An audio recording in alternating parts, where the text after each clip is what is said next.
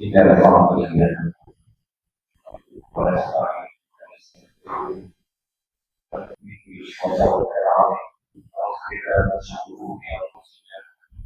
سيئات أعمالنا من يهده الله فلا مضل له ومن يضلل فلا هادي له وأشهد أن لا إله إلا الله وحده لا شريك له وأشهد أن محمدا عبده ورسوله أما بعد قال تعالى في القرآن الكريم أعوذ بالله من الشيطان الرجيم يا أيها الذين آمنوا اتقوا الله وقولوا قولا سديدا يصلح لكم أعمالكم ويغفر لكم ذنوبكم ومن يطع الله ورسوله فقد فاز فوزا عظيما صدق الله العظيم قال رسول الله صلى الله عليه وسلم يا أيها الناس قل لا إله إلا الله تفلحون قال رسول الله صلى الله عليه وسلم من أحيا سنتي فقد أحبني ومن أحبني كان معي في الجنة أو كما قال رسول الله صلى الله عليه وسلم. Jadi tuan-tuan yang dimuliakan Allah SWT, sebenarnya tausiah ni, penyampaian ni, saya lebih suka panggil muzakarah. Pasal apa saya suka panggil muzakarah? Sebab saya sendiri lebih berhajat pada apa yang saya nak sampaikan. Bukan tujuan saya duduk kat sini saya nak nasihat orang, tidak. Tapi sebenarnya lebih kepada untuk menasihatkan diri saya sendiri, insya-Allah. Jadi dalam satu cara, sebenarnya saya yang pertama patut saya sampaikan. Tapi sebab kita ada tetamu kita, jadi adab kita kena muliakan tetamu kita. Jadi insya-Allah untuk permulaan ini kita jemput Ustaz kita lah, Ustaz Syed Putra Haizal, untuk sampaikan apa yang nak diperkatakan, insya-Allah. Semua dengar dengan tawaduk, sungguh-sungguh, insya-Allah. Semua jadi asbab hidayah. Insya-Allah. Bismillahirrahmanirrahim. Assalamualaikum warahmatullahi wabarakatuh. Waalaikumsalam. أحمده واستعينه واستهديه واستغفره ونؤمن به ونتوكل عليه ونعوذ بالله من شرور أنفسنا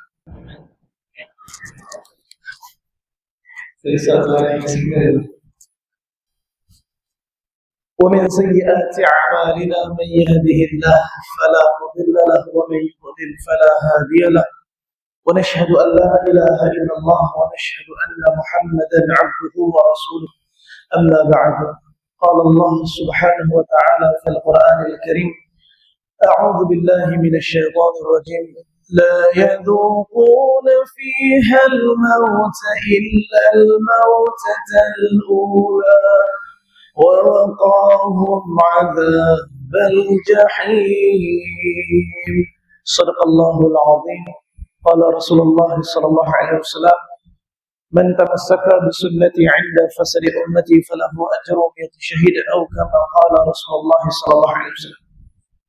Alhamdulillah, syukur kepada Allah karena lebih kurnia kasih sayang Allah Subhanahu wa taala. Hakikatnya Allah ini menolong kita. Walaupun nampak kita plan, nampak banner naik, nampak muka Ustaz Syarizal, nampak muka saya, nampak macam satu perancangan. Sebenarnya memang kita merancang, tetapi hakikatnya kita sedang melalui daripada sebuah tulisan takdir Allah.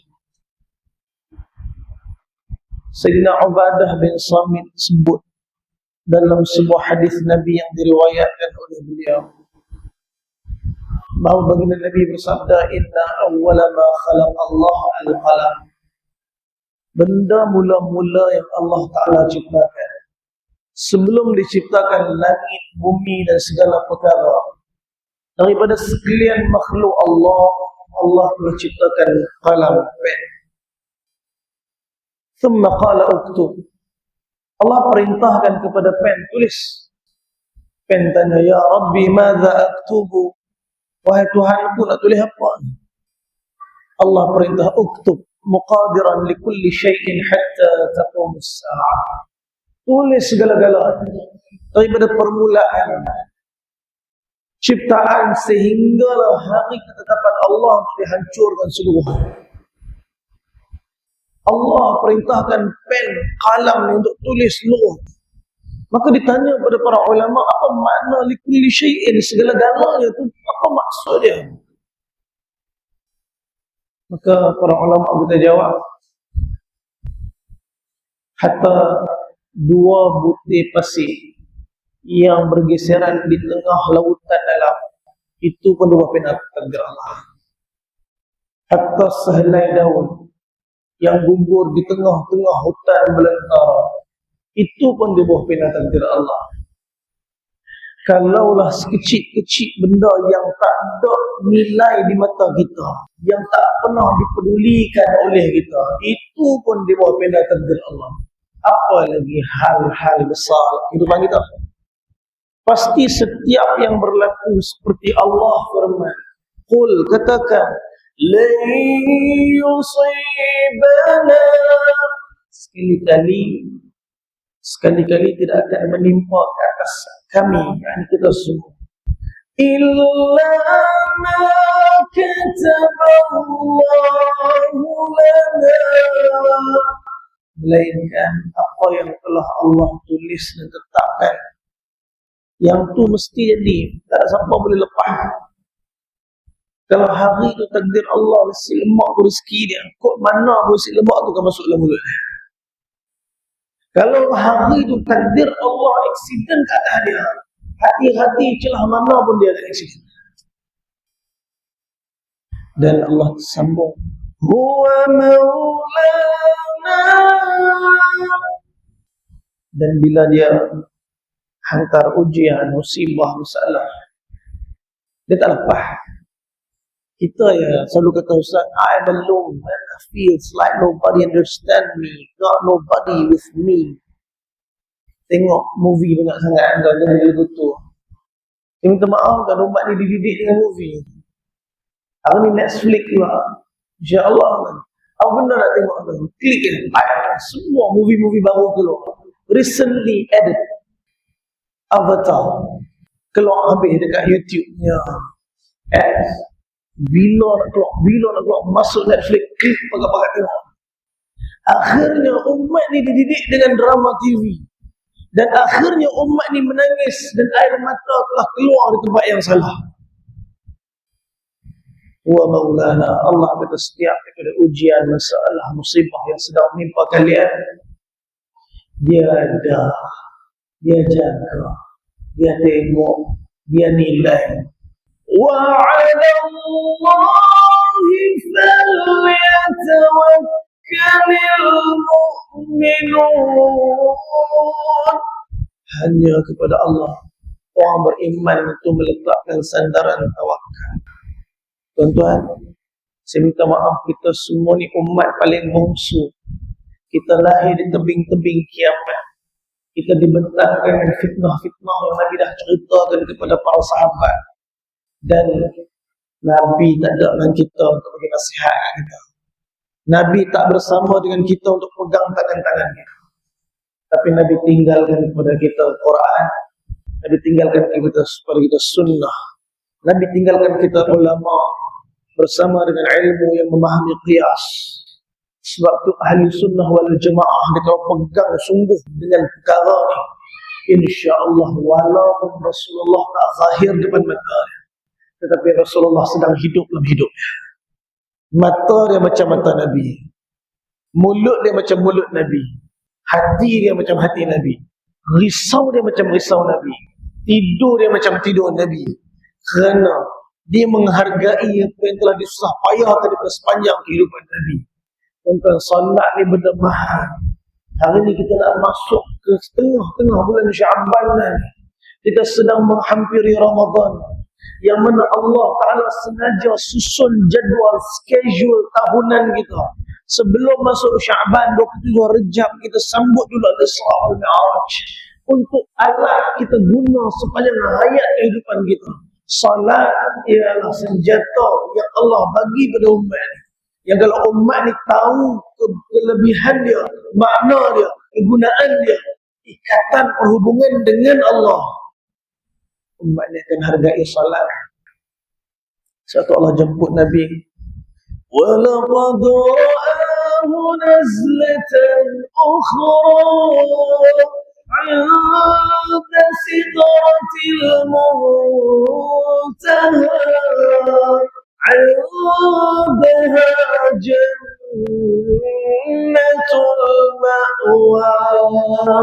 Sekali lagi kata Allah, Nabi telah melihat Jibril berupasan. Bila? Ketika berada di Sidratul Muntaha, checkpoint terakhir yang Jibril pun tak boleh lepas. Hanya Nabi naik bersama dengan hadiah yang Nabi buat turun. Tuan-tuan, saya minta maaf, kita mungkin tak rasa benda ni sebab zaman ni. Maka dulu bukan senang nak solat. Semalam dekat surau At-Taqwa, kucing, mata kucing itu Sarawak, mata kucing belakang. Minta maaf kan, main banyak kali tak familiar. Sebab apa? Orang Melaka boleh khidmat, saya tak tahu nak buat apa. Sampai saya tak boleh ingat jalan, kalau ikut, kena bawa. Dia kalau independen, insyaAllah, banyak umat kena biar lepas. Biar saya hidup kat Melaka, sehingga saya tahu ni jalan ni, sesat kat sini, sesat. Tak, saya tak diizinkan sesat. Orang Melaka bawa sungguh-sungguh, sana sini, makan, Masya Allah. Tuan-tuan, Nabi SAW dijemput oleh Allah ke final checkpoint daripada ciptaan Allah, daripada langit yang sangat besar. Nabi sengaja diangkat daripada bumi yang rendah dan kecil. Ketika dimi'rajkan, seolah-olah Allah nak beritahu kepada Nabi, ya Muhammad, tengok tu, apa saja masalah yang kamu rasa besar daripada dunia tu, tengok tu kecil semua. Dan makin kita naik ke langit ni, kecil semua kita nampak. Tuan-tuan, saya minta maaf saja nak tanya soalan.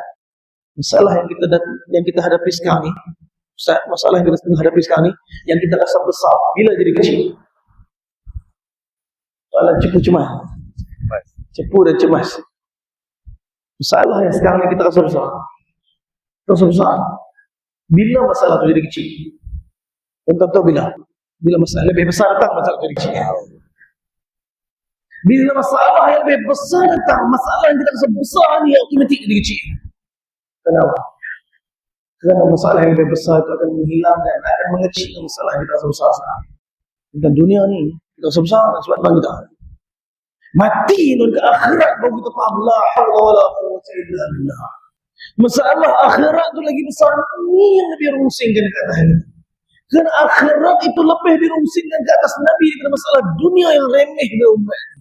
Nabi kata, kalaulah, kita faham hadis, kalaulah nilai dunia ni ada walaupun sebesar kepak nyamuk tu di sisi Allah, pasti orang-orang kafir tu takkan Allah bagi minum walaupun seteguk air. Bukan puasan nak orang kafir minum apa teguk air. Siapa boleh kira orang kafir minum apa teguk air? Tuan-tuan, orang Kedah kata, bukan kata teguk, tuan, tu dia kenyang tebu sampai duduk sandak hilir. Tak faham kan? Dia kira minum betul lah yang halal, haram, siapa habis kira minum ya, tuan-tuan. Bayangkan Allah, Nabi sebut tadi, kalaulah dunia ada nilai besar kepak nyamuk di sisi Allah, Allah takkan bagi orang kafir minum walaupun seteguk air. Tapi sekarang Allah bagi orang kafir minum berteguk air. Maknanya nilai dunia ni di sisi Allah walaupun kecil daripada kepak nyamuk pun tak nilai. Tuan-tuan, tapi masalahnya kepak nyamuk ni lah kita nak berebut ni. Sebab kepak nyamuk ni adik-adik bergaduh. Sebab kepak nyamuk ni saudara mara berbunuh. Sebab kepak nyamuk ni habis jiran tak tegur. Sebab kepak nyamuk ni habis kucak kacir seluruh kehidupan kita. Man kanatid dunya hammuhu. Orang siapa kata Nabi, dunia tu paling diinginkan, paling diharapkan, paling diimpikan, farraqallahu alaihi amruhu, Allah akan pecahkan urusan dunia. Serabut dia, pening pala dia, tak tahu macam mana nak settle, handle urus. Wa faqrahu baina 'ainain, Allah letakkan kefakiran, kemiskinan di celah-celah mata. Orang yang bekerja-kerja nak mengeluarkan diri dia daripada kemiskinan dunia, mengejar mencari kekayaan. Ni orang miskin. Ni orang miskin. Sebab ada tak cukup-cukup ni. Tapi dia orang kaya. Orang kaya apa dia ada? Cukup tak perlu apa dah. Dia orang kaya. Dia tak perlu apa dah. Halas. Apa hak ada ni? Sempurna. Perfect. Tapi orang yang dah ada macam-macam lah. Tapi tak sedar lagi untuk rasa. Hak ni tak ada. Hak tu tak cukup. Hak ni tak. Miskin. Banyak benda dia tak ada ni. Bukan? Nabi beritahu. وَمَنْ كَانَ Nabi beritahu. وَفَقْرَهُ بَيْنَ عَيْنَيْنِ وَلَمْ يَأْتِهِ مِنَ الدُّنْيا إِلَّا مَا كُتِبَ لَهُ. Doa macam ni. Allah bagi dunia kat dia. Bagi. Tapi sekadar-kadar. Cukup tak ada tambahan lagi. Nabi sambung. وَمَنْ كَانَتِ الْآخِرَةِ نِيَّتُهُ. Siapa-siapa yang akhirat itulah yang menjadi keutamaan, yang menjadi niat. Nampak macam dia buat kerja dunia, tapi maksud dia dakwah dan keinginan akhirat. Nabi kata, jama'allahu lahu amruhu. Allah susun urusan dunia. Cantik urusan dunia. Walaupun macam itik. Walaupun atas buat tenang ke bawah ni. Tapi urusan dunia yang Allah susun, dia kata alhamdulillah, tak apalah. Hilang satu, ada lagi tiga. Yang hilang tu tak dirasakan kehilangan kerana yang Allah bagi tu cukup dah untuk dia. Dan Nabi beritahu wa ja'ala ghinahu fi qalbihi. Allah masukkan kekayaan hati dia. Wa atadhu dunya wa hiya raghimatun li qalbi. Dunia tu datang sujud buat tapak kaki dia. Tak larat tepih dunia. Tak larat tepih. Tuan-tuan jangan risaulah kerja akhirat. Ramai orang kata ni sibuk sangat dengan masjid. Hantar anak semua masuk madrasah ni, hak masuk madrasah ni nak makan apa nanti? Dah keluar madrasah nanti, nak kerja apa, nak makan apa? Tuan-tuan, hantar anak pergi madrasah. Kerana ini yang akan merungkai masalah besar akhirat kita nanti. Biarlah anak kita jadi apa pun daripada bahagian dunia. Kalau dia ada agama, dia ada akhirat, dia ada Quran dalam jiwa dia. Dia selamat dunia, dia selamat akhirat. Tuan jangan risau, tak ada hafiz Quran kebulok mati, tak ada. Guru kita lah, anak nama ayah dia hantar adik-adik semua belajar kat Pakistan, Hafiz. Ayah dia cikgu. Orang kampung tanya ni, cikgu hantar anak semua belajar Hafiz ni, nanti besar semua budak-budak ni nak makan apa? Bukan semua soalan perlu dijawab dalam dunia ni. Kita kadang-kadang nak jawab, geram nak jawab. Bukan semua komen perlu dibalas kat Facebook. Kita geram lah, itu bukan medan untuk jawab. Tuan-tuan, bertahun berlalu, anak-anak cikgu tadi besar semua. Balik Malaysia, ulama Melaka buka pondok salah satu. Ada yang berceramah satu Malaysia. Dia cerita apa yang orang kampung kata dekat ayah dia. Betul ya, sikit pun tak salah. Kalau belajar Quran, nanti nak makan apa? Betul ya. Sebab bila habis je kuliah, selalu kata ustaz, nak makan apa? Kenyang. Ya Allah, tak rugi belajar akhirat, tak rugi belajar agama, tak rugi belajar Quran. Kerana yang menyempurnakan rezeki kita adalah Allah. Tuan-tuan, sebab tu Nabi buat turun salat sebagai senjata. Walaupun Nabi wafat dengan salat, kita akan selamat daripada segala masalah dunia dan akhirat. Tuan-tuan, kami hari tu start dekat Tabuk. Kami pergi ziarah Tabuk ni tuan-tuan, 700 km dari Madinah kita drive. Daripada Tabuk ni tuan-tuan nak balik ke Madinah sebab nak kejar ziarah Nabi, esok nak buat umrah. Lepas tu nak terus balik Malaysia. Kami ada masa 2 hari. Drive daripada Tabuk tuan, dalam tengahan jalan lebih kurang 140 km. Lalu satu kampung nama dia Baidah. Di situ ada satu wadi nama Mukhainiq. Takdir Allah, tayar kereta kami pancit. Saya kata tak apa, ada kawan kat sini, insyaAllah kan bisa tak kita? Bila ada masalah, mula-mula sekali ada member, insyaAllah ada member. Saya cakap ni sama, terus telefon dengan kawan. Saya pernah pergi rumah dia 2 tahun lepas, ziarah kebun dia bagi hadiah macam-macam buah. Tabuk di tempat yang subur tanaman, berkat dengan laluan 30,000 tentera para sahabat dan perang Tabuk. Tuan-tuan, telefon dia pun datang. Dia kata tak apa, ikut dia. Pelan-pelan kami ikut pergi rumah dia. Kenapa pergi rumah dia? Dia kata rumah dia ada mesin angin, pam angin. Oh, okey, saya duk fikir juga apa manfaat mesin pam angin tu dengan tayar pancit. Tayar pancit tu kan. Kalau buh angin pun pancit tayar tu. Tapi tak apalah, dia kata ikut, kita pun ikut. Saya tanya dia, macam mana ni kedai tayar paling dekat kat mana? Kedai tayar dia kata paling dekat 200 kilo. Bandar Al-Ula. Ataupun patah balik Pitabuk 140 kilo. La haula wala quwwata illa billah. Dia macam mana nak settle masalah ni? Dia kata sekarang ni macam ni. Kamu duduk sini dulu. Kami pun duduk kan. Dia masak kan nasi Arab, nasi ayam. Oh. Kami makan. Selesai makan, dia kata aku serah hamba dekat Allah. Khalas tuan. La haula wala quwwata illa billah. Ingat kan lepas makan tu ada lah kot-kot dia kontak kenalan lain. Mai ambil ke, kawin ke. Dia kata aku serah hamba dekat Allah. Kami 4 orang mesyuarat nak buat macam mana. Tuan-tuan, kadang-kadang dalam ujian Allah nak balikkan hati kita dekat dia yang nampak macam amal sunnah, amal serban cuma ujian datang pun kita tahu mana iman. Masa tu tak tanya langsung apa firman Allah, tak tanya langsung yang Allah firman ya ayyuhallazina amanu wahai orang beriman ista'inu bis-sabri was-salat. Minta tolong pada Allah dengan 2 cara. Yang pertama sabar, yang kedua salat. Tuan-tuan, ayat ni ialah perintah Allah. Ini ialah pesanan daripada Allah. Wahai orang yang ada benih iman dalam hati, wahai orang yang yakin Allah Tuhan, yang yakin bahawa Allah berkuasa, selain daripada Allah langsung tak boleh bagi manfaat mudarat, selain daripada Allah langsung tak boleh bagi bahagia derita, selain daripada Allah langsung tak boleh selesaikan masalah. Wahai orang beriman, bila datang masalah, ista'inu, minta tolong kepada Allah, bisabr, minta sabar. Yang kedua, salat. Kami mesyuarat 4 orang tu Ustaz. Sekarang ni kita buat solat sunat taubat. Semua kita taubat. Semua taubat. Tuan-tuan, dalam perjalanan besok, tuan dan kawan-kawan gurau-gurau, gelak. Tasbih pegang tapi tak gerak. Tasbih pegang tapi tak gerak. Kalau 43 situ lepas 2 jam. Bukan tak ada tasbih, tasbih pegang. Hak yang biji dalam poket, hak yang dicerita dekat jari. Tak berjalan sebab apa? Seronok bersembang.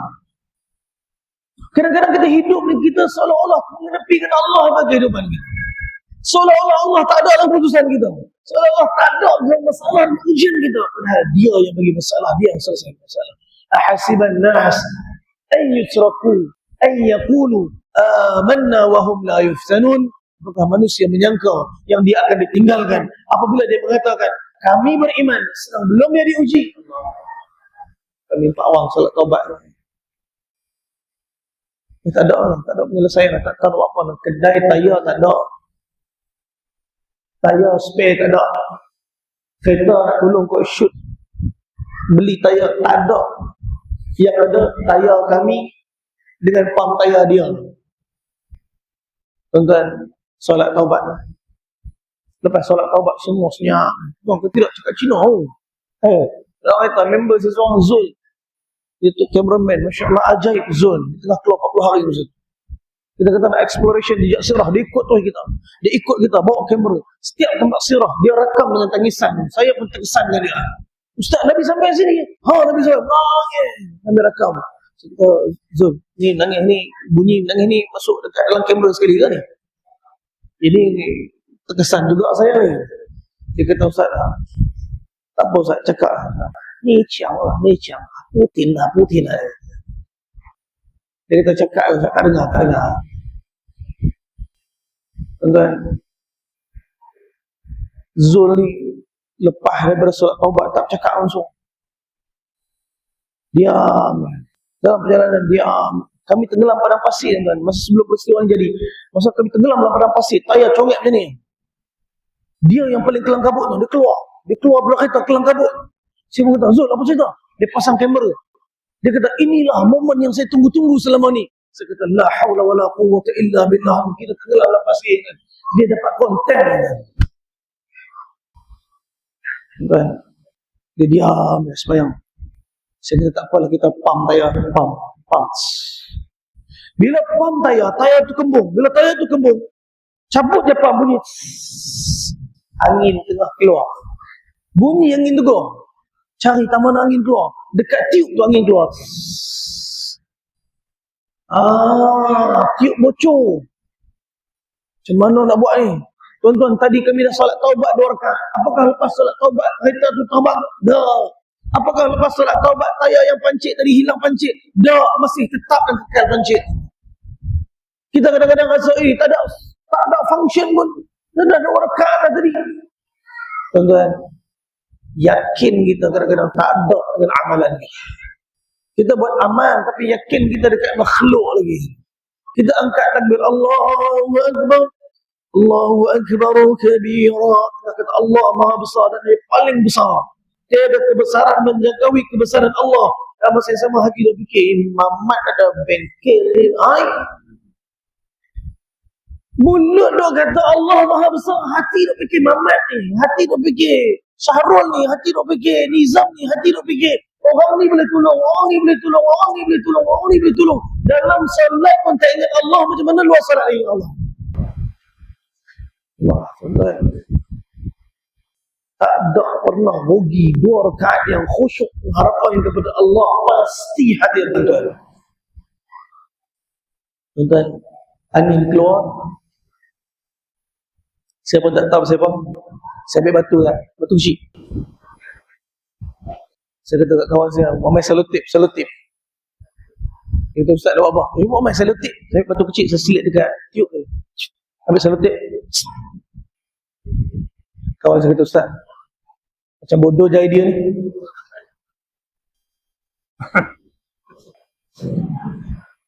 Saya kata kat dia, lebih baik idea bodoh daripada tak ada idea. Idea bodoh tu idea. Dan idea tu tak ada. Tuan-tuan, saya kata, naik kereta, senyap, jalan tasbih. Jalan tasbih, hidup zikir. Tak ada cakap, tak ada gurau. Naiklah kereta tu, zikir sampai syahid, zikir sampai tidur. Tiba-tiba kawan kami yang berang kata, Ustaz, sampai. 200 km sampai Al-Aula dia tayar. Tuan-tuan, yang boleh sampai siapa? Bukan tayar Allah. Allah cuma nak kita tawajuh, tapi kita ni, saya minta masa sendiri, kadang-kadang hulu hara sangat. Kita terlampau jauh daripada jalan ketaatan. Hadirnya hati dalam pengabdian kepada Allah, itu tanda hamba. Kadang-kadang hati ni jauh, jasad macam taat. Jasad nampak taat ni, hidup nampak macam sunnah, tapi hati jauh daripada Allah Subhanahu Wa Taala. Hati kurang dengan cinta, Allah goncang dengan ujian supaya dia balik dengan ketaatan. Ini kehendak dan keinginan Allah. Allah tahu hati kita kat mana. Allah tahu hati kita di mana. Walaupun jasad kita di masjid, walaupun kita nampak macam warak, Allah tahu hati itu di mana. Hati itu untuk siapa? Hati itu pada siapa? Hati itu harapkan apa? Semua di bawah pengetahuan Allah. Dan siapa boleh lari kepada Allah? Wa asirru qawlakum. Kamu sirkan, hilangkan, senyapkan, sembunyikan perkataan kamu. Awijharu bih. Apapun kuatkan perkataan itu, semua orang tahu. Innahu alimun bidzatis sudur. Allah tahu yang ada di jantung hati. Allah tahu apa yang terbuku dalam hati. Tuan-tuan, puan-puan dirahmati oleh Allah. Sebab solat ni hadiah untuk kita semua. Solat itu perkara, hancur orang solat itu perkara. Saya pernah program dekat satu sekolah di Johor, sekolah menengah agama tinggi. Pelajar tingkatan 6. Habis dia program, seorang tanya soalan. Dia bangun, Ustaz, saya nak tanya soalan. Apa hukum orang yang tak solat? Oh, Masya Allah, baik dia tembak kawan dia. Dia bangun, dia kata, Ustaz, apa hukum orang tak solat? Tunjuk kawan dia. Dan depan itu dewan ni. Saya yang jam tak jawab apa ni. Bukan dia tak tahu kan? Sekolah agama ni. Bukan dia tak tahu hukuman hadis orang tinggal solat, dia tahu semua. Ini saja dia tak tahu lama mana ada gurau kasar kawan dia macam ni. Apa hukum orang yang tinggal solat duduk kawan dia? Oh, pernah nak jawab. Saya cuma kata ada hukum ni ialah awak ajak dia solat. Senang kita nak lebakkan kehancuran kepada orang. Nabi kata man qala halakan nas fahuwa ahlaquhum. Satu orang yang kata celaka dia ni, habis dia ni, tak ada harapan dia ni, neraka dia ni. Nabi kata yang cakap dia yang terharapan. Man satara musliman satarahu Allah fi dunia wal akhirah. Satu orang tutup aib satu orang Islam, Allah tutup aib di dunia akhirat. Mai aib tu kat kita, mai keburukan sedang kita, dia syat berhenti kat kita. Jangan sampai orang lain tahu keburukan tu, aib tu berhenti kat kita. Tanda ahli salat, tanda orang yang salat ialah dia hubungkan hati dengan masyarakat umat. Silaturahim dia, hubungan dia, kecintaan dia seperti kecintaan Nabi pada umat. Cicit Nabi, sampai berapa? Lagi Ustaz Syarizan sampai subuh, Masya Allah. Subuh pun kita lagi.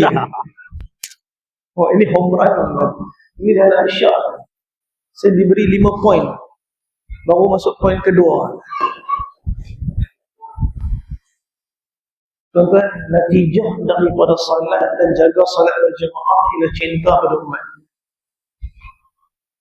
Cucu Nabi nama dia Al-Imam Ali Zainal Abidin bin Husain bin Fatimah Zahra binti Rasulullah.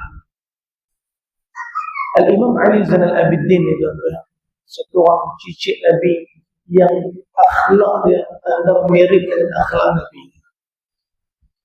Dia tabi'in yang hidup jauh lepas Nabi wafat. Nabi dah wafat, dia lahir, dia anak Sayyidina Husain. Satu hari di Madinah ni ada satu orang lelaki keluar untuk niaga. Sampai dekat pasar untuk pilih-pilih barang nak niaga, tiba-tiba azan Zuhur. Azan dulu.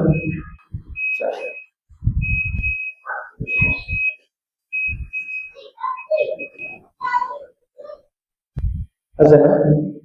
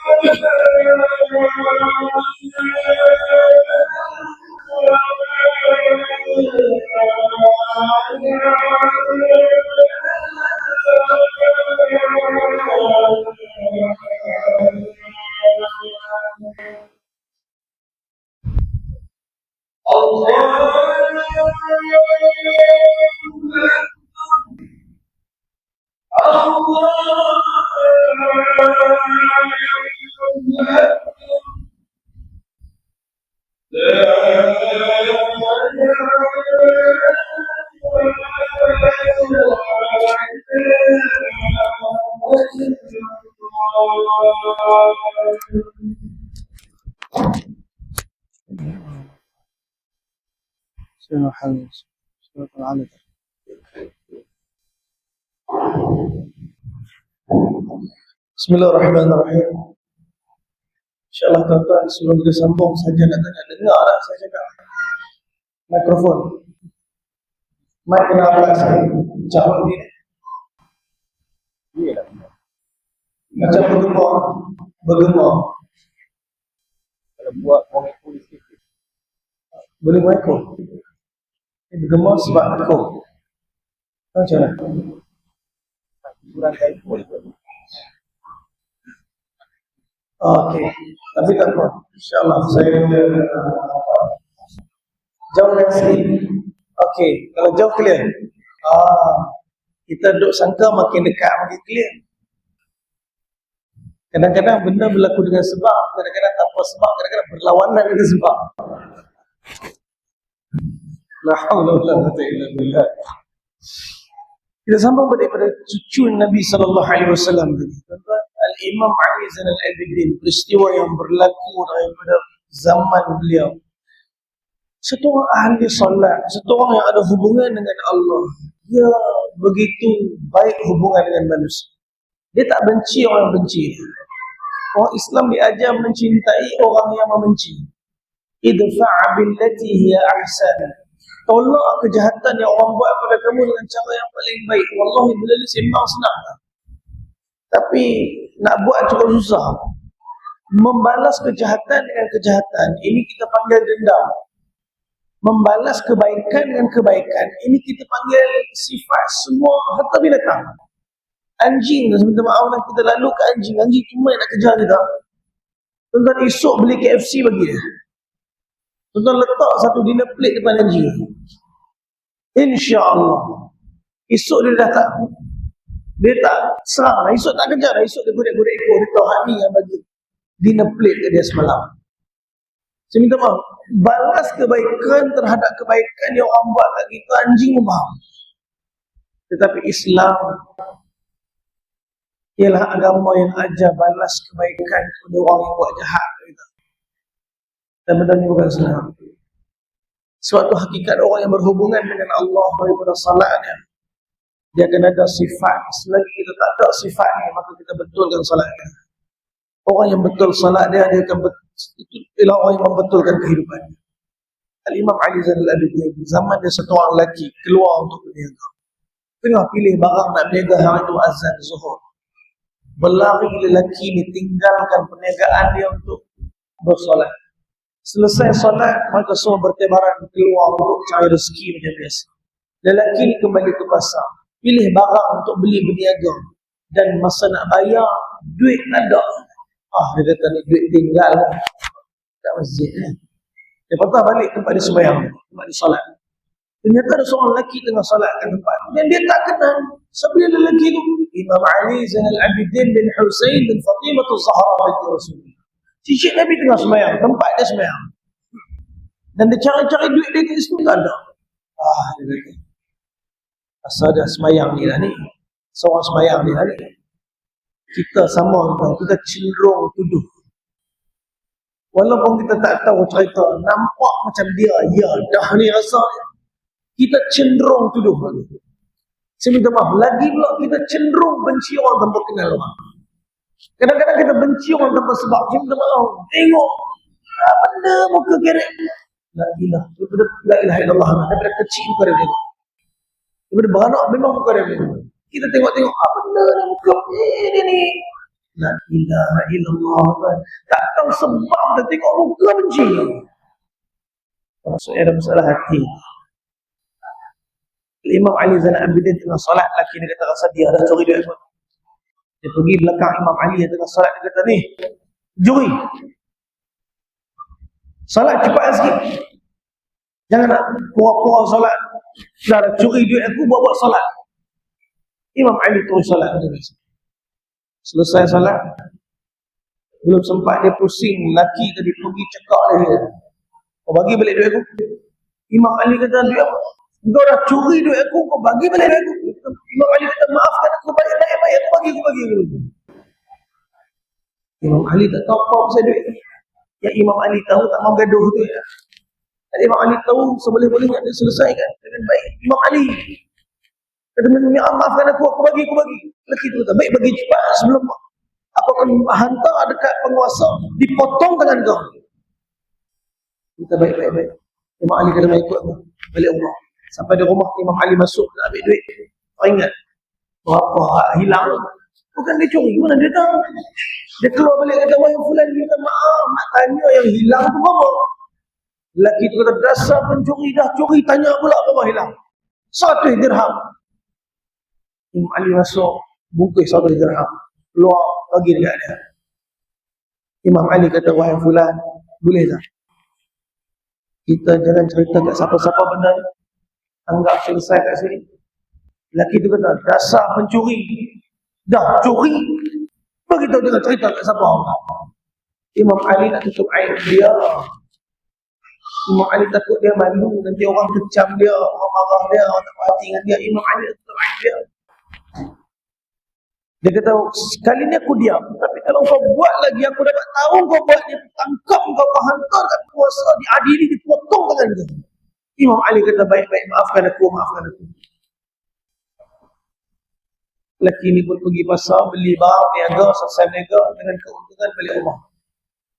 Sampai rumah ketuk pintu, isteri buka pintu. Isteri keluar rumah, orang pusing. Bang, abang pergi mana abang? Kenapa pula? Saya tengok abang bergegah keluar hari ni. Cepat-cepat duit pun tinggal kat rumah. Rupanya duit tak bawa hari tu. Memang dia tak bawa duit. Dia tuduh pula Imam Ali Zainal Abidin yang dia tak kenal itu siapa. Tuan-tuan, isteri dia kata, abang tak bawa duit hari ni. Dia kata, aku tak bawa duit. Habis tu yang aku tuduh pencuri tadi, dia siap bagi duit pula dekat aku. Dia siap minta maaf lagi. La hawla wa la quwwata illa billah. Sampai dia lelaki ni, dia gegah kejam di rumah Imam Ali dia. Sampai depan rumah Imam Ali nak ketuk malu. Keluar jiran sebelah, wahai fulan, nak tanya ni siapa ni rumah ni? Lelaki jiran tu kata, kamu tak kenal? Ini kan cucu Nabi. Ini kan Imam Ali Zainal Abidin bin Husain bin Fatimah bin Ali. Al-Imam Ali Zainal Abidin bin Husain bin Fatimah Zahra binti Rasulullah. Dia kata, ya Allah, ada orang dalam dunia ni aku telah tuduh mencuri. Aku dah tuduh cucu Nabi mencuri. Aku nak jawab apa ke akhirat? Aku nak jawab apa kat Nabi ke akhirat? Dia ketuk pintu bagi salam. Imam Ali buka pintu, tengok dia ada depan pintu ni. Imam Ali kata, maafkan aku. Aku minta maaf, apa lagi yang boleh aku tolong? Dia menangis depan Imam Ali. Dia kata, wahai Imam, aku minta maaf, aku dah tuduh kau pencuri. Ya Allah, sebenarnya aku tak buat duit tadi. Wahai Imam, tolonglah, maafkan aku. Imam Ali kata, alhamdulillah, jangan risau. Sebenarnya masa kau tuduh aku pencuri kat masjid tadi, masa tu aku dah maafkan. Tuan, saya minta maaf kerana sifat dah hilang pada umat ni. Termasuk saya cakap sama. Orang buat salah kita, kadang-kadang kita nak simpan, kita nak maafkan tu. Ya Allah, ambil masa. Hari raya pun tak jadi. Hari raya pun tak dapat nak maaf lagi. 3 kali raya lah nak salam. Ya Allah, dia punya bekah yang ada di hati itu nak dilepaskan tuan-tuan. Kalau kita tengok di Brazil, siapa yang orang paling patut pecah hati sekali dalam hidup ni? Sepatutnya Rasulullah. Apa orang Quraisy tak buat? Apa orang Quraisy tak buat? Maka buat macam-macam sehingga Nabi SAW sakit, Nabi pedih, Nabi sedih, semua dikenakan kepada Nabi. Dan akhirnya pada Fathul Makkah apa Nabi buat? Hari ini Nabi maafkan semua. Macam tak ada benda jadi. Tuan-tuan, Imam Ali Zainal Abidin kata, aku dah maafkan daripada semula tertuduh aku mencuri, aku dah maafkan daripada hari itu lagi. Dia kata, wahai Imam, ni duit ni aku nak bayar balik. Imam Ali kata, dah kami keluarga Rasulullah, benda yang kami dah bagi kami tak ambil balik dah. Tak apa, tu hak kamu, hak milik kamu.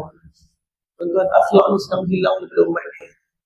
Tuan-tuan, sebab tu kita, Allah bagi satu bulan yang khusus, yang mana dalam bulan tu Allah nak didik nafsu kita supaya nafsu kita berakhir dengan taqwa. Apa dia? Ya ayyuhalladzina amanu, wahai orang beriman, kutiba alaikumus shiyam, difardukan ke atas kalian puasa, kama kutiba alal ladzina min qablikum, seperti ketetapan kefarduan yang telah Allah bagi pada orang terdahulu. Allah nak bagi tahu, wahai umat Muhammad, bukan kalian je diperintahkan puasa, seluruh umat sebelum ni pun kami perintahkan puasa. Tujuan dia satu ya, apa dia? La'allakum tattaqun. Mudah-mudahan natijah puasa Allah Ta'ala jadikan kalian orang yang bertakwa. Bila takwa hadir, insya-Allah hati itu akan jadi hamba. Masalahnya hari ini takwa tu apa? Takwa macam mana? Takwa ni juga kita ambil air, kita buang ke cawan. Saya nak bawa cawan ni pergi ke pintu belakang. Gimana cara bawa air ni? Saya akan hati-hati. Saya akan bawa air pergi belakang. Saya akan tengok air ni. Saya akan tengok depan. Saya akan tengok kaki dia. Supaya air ni tak jatuh. Kalaulah jalan nak bawa air ni ke pintu belakang tu kosong, senang nak lalu. Tapi kalau tuan-tuan ramai kat tengah saya ni, saya nak elok seorang-seorang. Kadang-kadang terlambatkan orang, kadang-kadang terpijak kaki orang, kadang-kadang tertumpah juga air.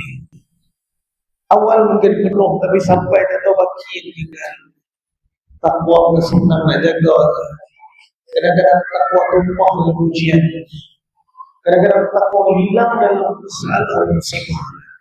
Allah benar takwa itu bersama dengan kita. Allah bagi sebulan Ramadan kepada kita. Sesaja dengan soalan cukup cemas dan seterusnya kepada kita. Kalaulah tak ada Ramadan, bila kita mati makan? Kalau tak ada Ramadan, bila kita mati makan? Bila? Mati, insyaAllah pasti ya. Tuan-tuan, kita mati makan. Bila doktor kata tak boleh makan, tak boleh ni daun ni, tak boleh ni jantung ni, tak boleh ni darah tinggi ni, tak boleh ni kencing manis. Doktor semua benda tak boleh makan. Apa benda kita makan? Roti dengan susu. La haula wala quwwata illa billah. Kalau tak ada Ramadan, saya minta maaf, saya cakap bersama makan tak mati. Tuan-tuan, soalan cepu cemas yang seterusnya banyak. Cepu cemas pula. Siapakah tetamu yang paling kerap ziarah Nabi SAW? Tuan-tuan, tetamu yang paling kerap ziarah Nabi, siapa dia? Kelaparan.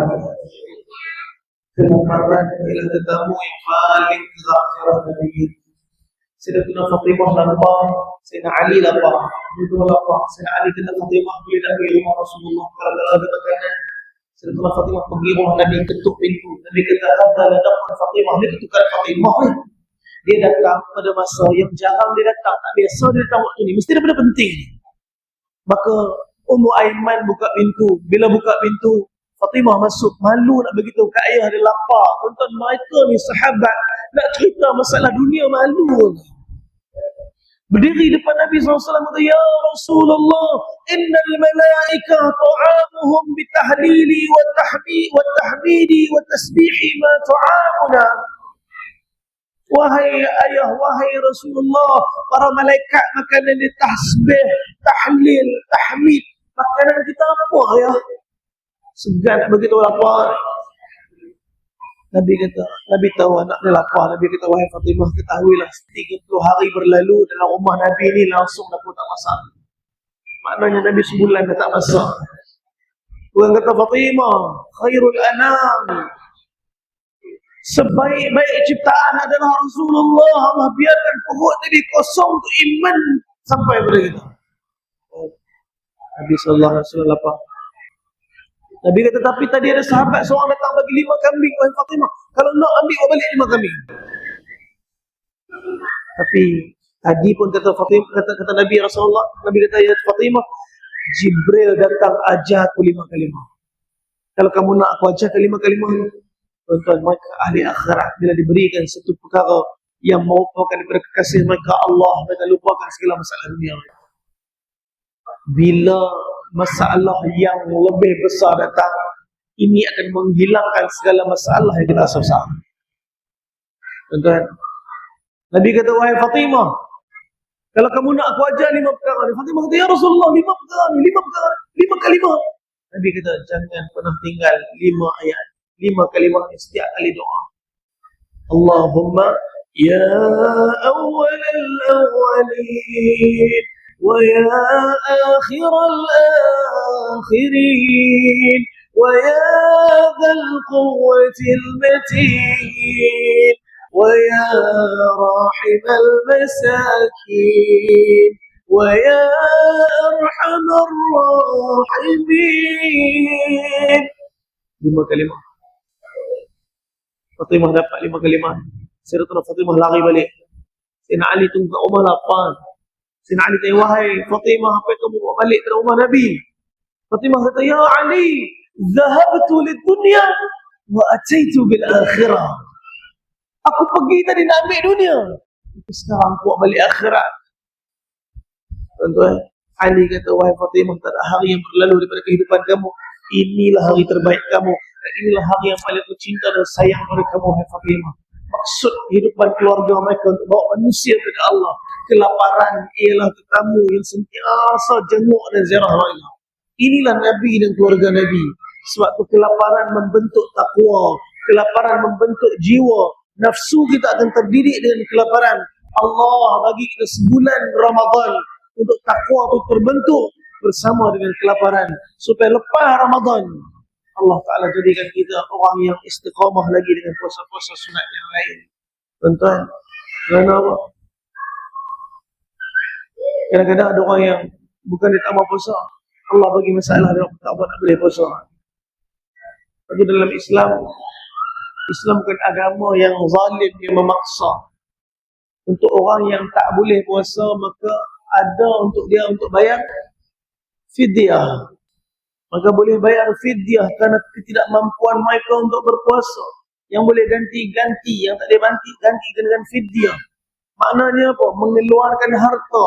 Ini akan membersihkan jiwa. Mengeluarkan harta akan menghilangkan segala kebatilan daripada rezeki. Saya minta maaf tuan-tuan.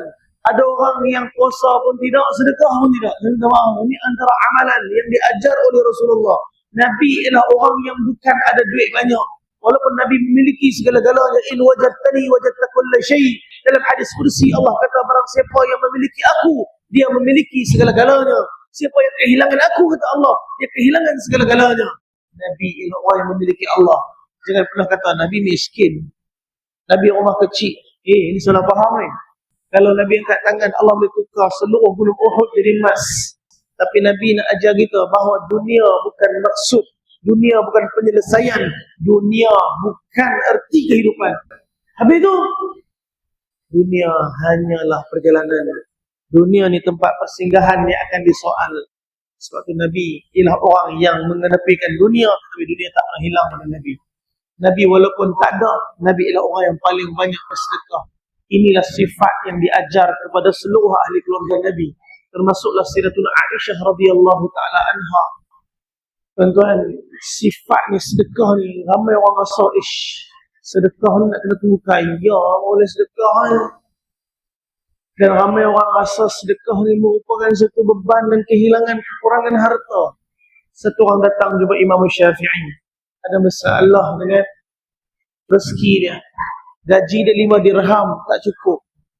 Jumpa Imam Syafi'i. Imam Syafi'i kata, esok jumpa bos. Buat apa? Minta bos kurang gaji. Tak cukup duit ni.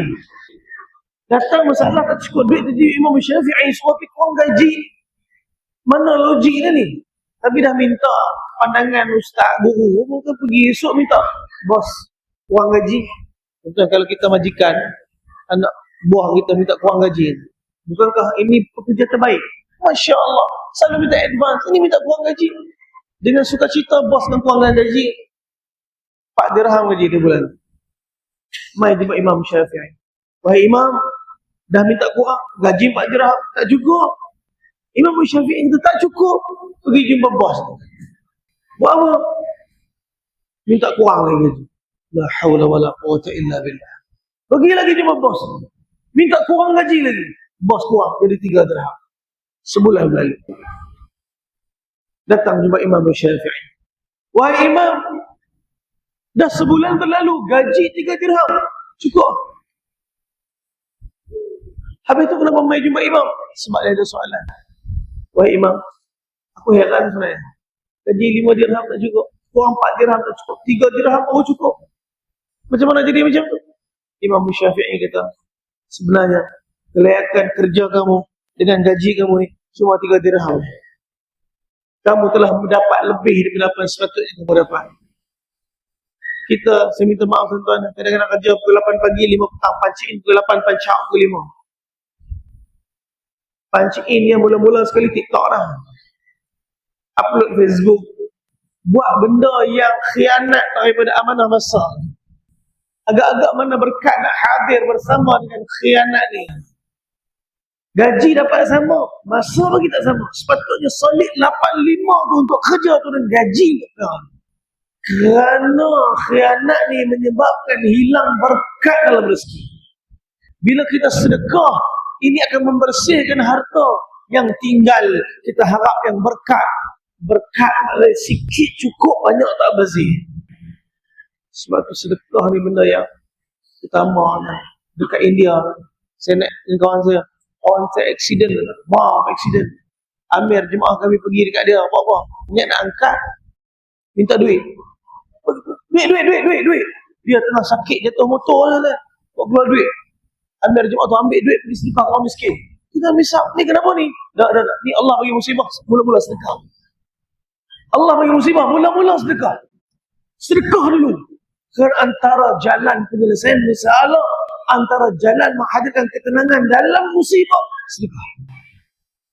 Tuan-tuan, berat kadang sedekah, nak ikhlas ni senang. Masjid lalu duit, apa nama, tabung masjid lalu. Oh, kena pula hari tu duit secekak lah pakai. Warna purple, warna kelabu, hijau, merah, biru, semua lah ni. Kalau tabung lalu, buka tengok, cek, pilih, nampak sangat berikut dia. Tapi kalau main bubuh, takut purple. Tapi nak belajar ikhlas. Nak belajar ikhlas. Lalu tabung, bismillah, pejam mata, bubuh.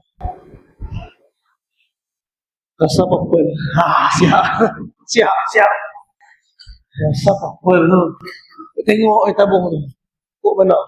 Ada sana, rasa purple tu. Habis dengan solat Jumaat, tak khusyuk. Habis dengan khutbah, tak tahu apa cerita. Lepas bayang Jumaat, tengok tadi, confirm purple. Dia kata, silap ni, purple ni. Berlari cari balik tabung. Tengok tabung tu, tengok. Tak siap. Kenapa ni? Tabung. Apa saya? Ada duit saya dah. Memanglah hang bubur.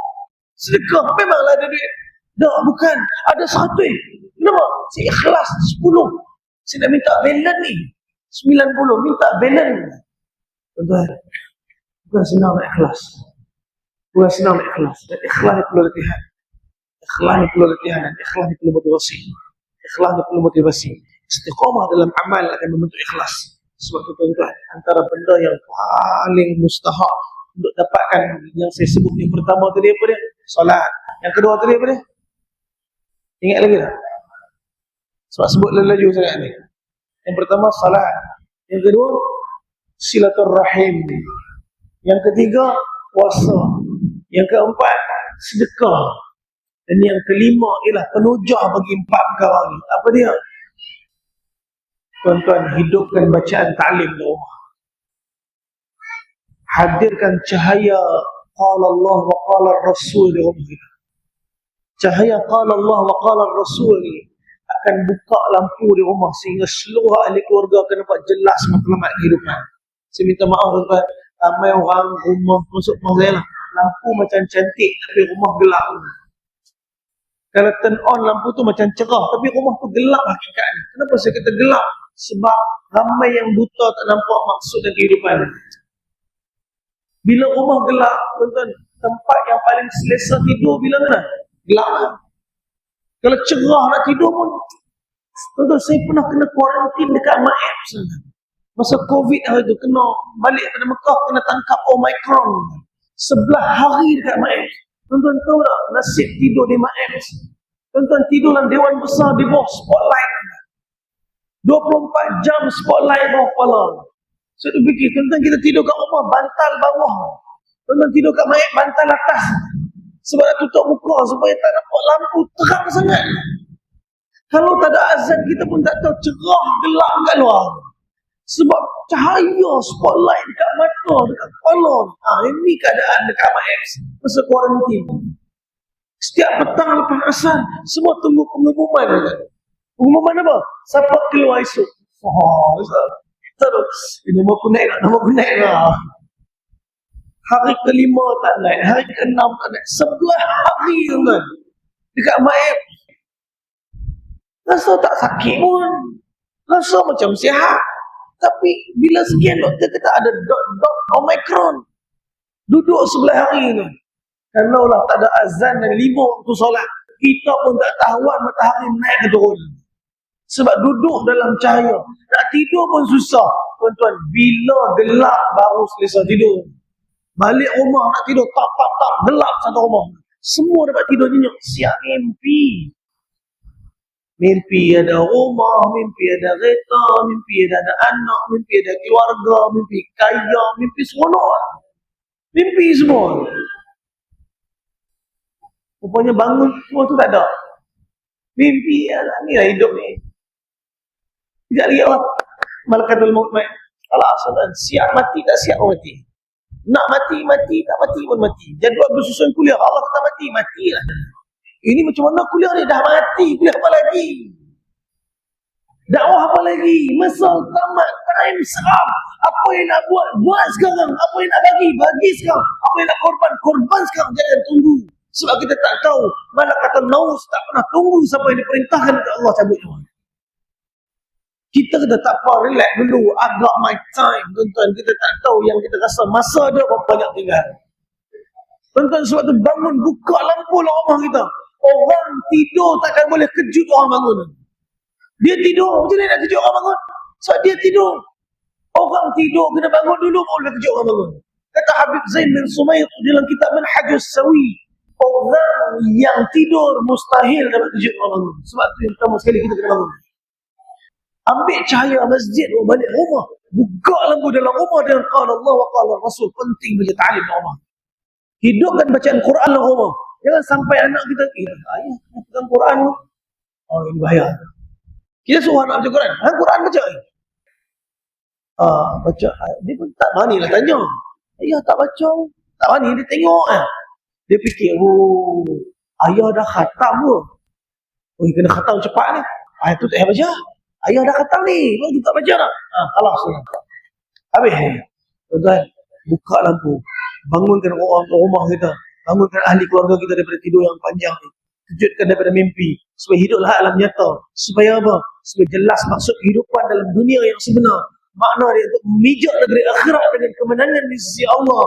فَنَا زُوْزِهَا عَنِ النَّارِ siapa yang Allah jauhkan daripada api neraka. Wa udkhilal jannah, kemudian Allah masukkan dia ke dalam syurga. Faqad faz, kata Allah, dah jaya dah. Wa mal hayatud dunya illa mata'ul ghurur, tidaklah dunia, kata Allah, melainkan kesenangan yang kamu rasa, tipu belaka. Tuan-tuan, kalau kita tak buka juga lampu, insya-Allah inilah punca mak ayah terantuk, anak-anak cedera tersadung tangga, terlanggar TV, habis barang rumah pecah, ahli rumah yang keluar dari rumah injek-injek semua. Kalau injek zahir tak mari injek hati, injek. Cakap sikit nak mengamuk, kena sikit nak bergaduh. Padahal bukan apa pun, orang tu silap tak bagi signal ya. Orang tu mungkin nak pergi berak tadi, tapi disebabkan oleh tak sempat bagi signal, dia silap kata kita tak nak bagi signal. Kita punya geram cucuk macam ni kat belakang rapat. Apa bangga ni, apa nak bagi signal, bayar bagi signal. Dia marah. Padahal boleh sangka baik. Sebab apa? Hati injet tu.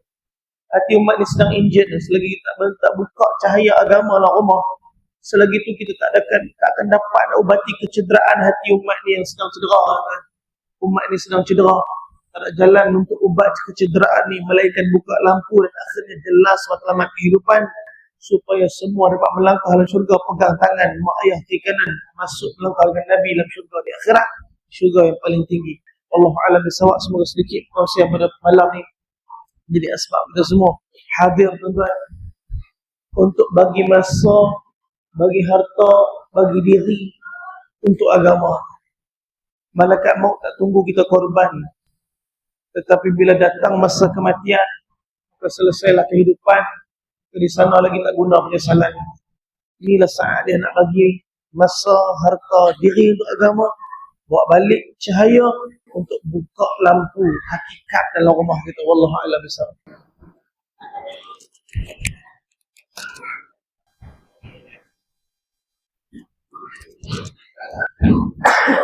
Assalamualaikum warahmatullahi wabarakatuh. Masya Allah. Tiga insya-Allah. Masya Allah. Tuan-tuan yang dimuliakan Allah SWT, Allah SWT Maha Kaya. Yang kaya selain daripada Allah SWT semuanya miskin. Allah SWT Maha Tinggi. Yang tinggi-tinggi selain daripada Allah SWT semuanya rendah. Allah SWT Maha Bijaksana. Yang bijak-bijak selain daripada Allah SWT semuanya jahil. Allah SWT Maha Kaya. Yang kaya selain daripada Allah SWT. Allah SWT Maha Kuasa. Yang kuasa-kuasa selain daripada Allah SWT semuanya dikuasakan oleh Allah SWT. La maujud illallah, la ilaha illallah. Tuan-tuan yang dimuliakan Allah SWT, apa sahaja yang Allah SWT kehendaki terjadi pasti dan pasti akan terjadi. Dan apa sahaja yang Allah SWT kehendaki tidak terjadi, pasti dan pasti tidak akan terjadi. Apa sahaja yang Allah SWT beri, tak ada siapa yang boleh tahan. Dan apa sahaja yang Allah SWT nak tahan, tak ada siapa yang boleh beri. Allah SWT mampu membahagiakan orang miskin tanpa memberi mereka harta. Dan Allah SWT mampu menyusahkan orang-orang kaya tanpa mengambil harta. Allah SWT mampu memuliakan orang-orang biasa tanpa memberi mereka kuasa. Dan Allah SWT jugalah yang mampu menghinakan raja-raja tanpa mengambil kekuasaannya. La maujud illallah, la ilaha illallah. Tuan-tuan yang dimuliakan Allah SWT, kita tidak duduk, namun kita duduk oleh Allah SWT. Kita tidak berjalan, namun kita diperjalankan oleh Allah SWT. Kita tidak bertemu, namun kita dipertemukan oleh Allah SWT. Dan kita tidak berpisah, namun kita dipisahkan oleh Allah SWT. Allah SWT mampu mendekatkan orang-orang yang berjauhan, dan Allah SWT jugalah yang mampu memisahkan orang-orang yang berdekatan. La maujud illallah, la ilaha illallah Muhammad Rasulullah. Yang saya muliakan Tuan Pengurusi Masjid, barisan imam, Bilal, pegawai-pegawai syarak, tuan-tuan haji, datuk-datuk, puan-puan, dan semua yang dimuliakan Allah SWT. Jadi saya suka bila saya mula dengan muzakarah, saya suka cerita tentang kebesaran Allah SWT, cakap tentang kebesaran Allah SWT. Kenapa tuan-tuan? Sebab hari ini saya nak ajak semua orang untuk nampak Allah. Hari ini kita banyak nampak diri kita. Kita rasa diri kita yang hebat.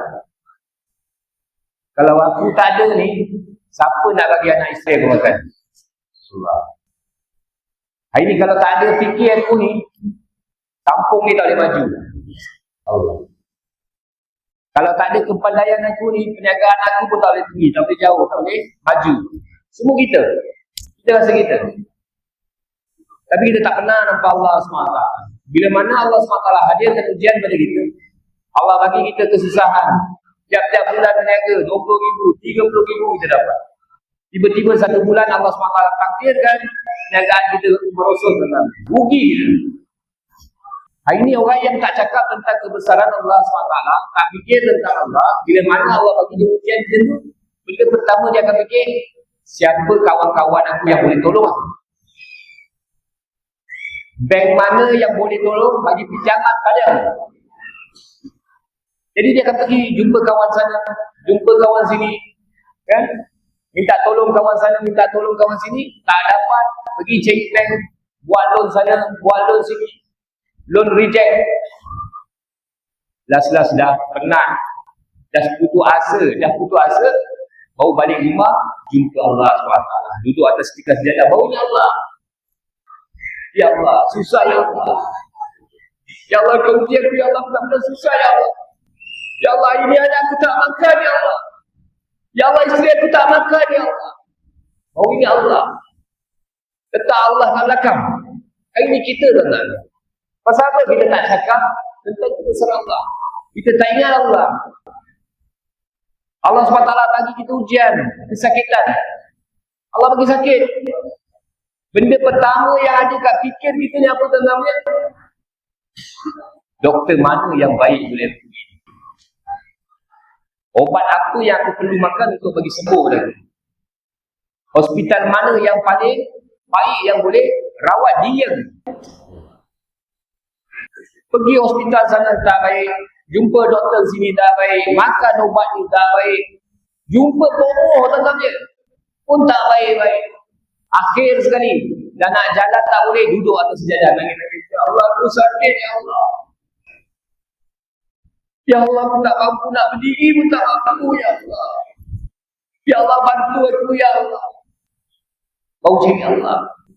Kita letak Allah SWT di kat belakang. Kita gendah-gendahkan Allah. Kita cari makhluk.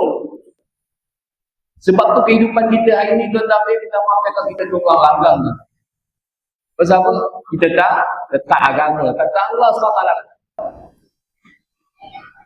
Jadi hari ini tuan-tuan, sebab tu apa-apa yang saya nak mulakan, saya cuba bawa semua orang untuk fikir tentang kebesaran Allah SWT. Sebab ini perintah Allah SWT. Ya ayuhal mudassir, wahai orang-orang yang berselimut, kum fa'anzir, bangun dan beri peringatan, warab baka fakabbir, besar-besarkan Allah, besar-besarkan Tuhan. Ini perintah Allah tuan-tuan. Jadi kena banyak cakap tentang kebesaran Allah SWT tuan-tuan. Kena cakap lagi dan lagi. Banyak cakap tentang kebesaran Allah, kurangkan cakap tentang selain daripada Allah. Banyak fikir tentang Allah, kurangkan fikir selain daripada Allah. Bila mana kita buat perkara ni tuan-tuan, maka Allah SWT akan besar dalam hati kita. Macam Ustaz semalam bagi ceramah dekat surah At-Taqwa beritahu apa? Hari ni satu bini lori, kan? Dia bawa susu, aksiden tengah jalan. Yang melempah ke jalan apa? Susu lah. Takkan mungkin keluar air oranye, takkan mungkin keluar air putih, dia akan keluar susu. Itu juga dengan hati kita dalam. Hari ini kita cakap Allah, Allah, Allah, Allah. Wallahi kita akan dapat apa yang Nabi SAW bagi tahu. Nabi SAW begitu apa tuan-tuan? Man kana akhiru kalamihi la ilaha illallah dakhala jannah. Barang siapa yang akhir kalam dia mampu ucap kalimah la ilaha illallah, wajib surga tuan-tuan. Wajib surga. Hari ini kita sebut Allah. Allah janji sebut insya-Allah. Nampak hebat-hebat subhanallah. Puji anak, puji isteri, masya-Allah. Dapat berita buruk innalillah. Nak mula sesuatu bismillah, akhir sesuatu alhamdulillah. Sebut Allah, Allah, Allah. Akhir kalam kita pasti dan pasti kita mampu ucap kalimah la ilaha illallah. Tapi kalau hari ini dan pagi-pagi bangun tidur, benda pertama kita ingat dunia kita. Cek handphone dulu. Pergi kerja, jumpa kawan cerita dunia lagi. Lepas tu balik makan tengah hari, duduk dengan kawan-kawan bincang dunia tak. Petang balik rumah, duduk depan TV tengok dunia lagi. Nak tidur tuan-tuan dia, letak tangan atas dahi, fikir dunia lagi. Dalam tidur tuan-tuan dia, tahu-tahu kita meninggal dunia. Agak-agak time tu apa yang kita akhir kalam kita jadi. Kalau dunia, takut-takut akhir kalam kita tak ingat Allah, kita ingat dunia. Nauzubillah. Jadi kita cakap lagi dan lagi tentang perkara ni. Kena ulang lagi dan lagi.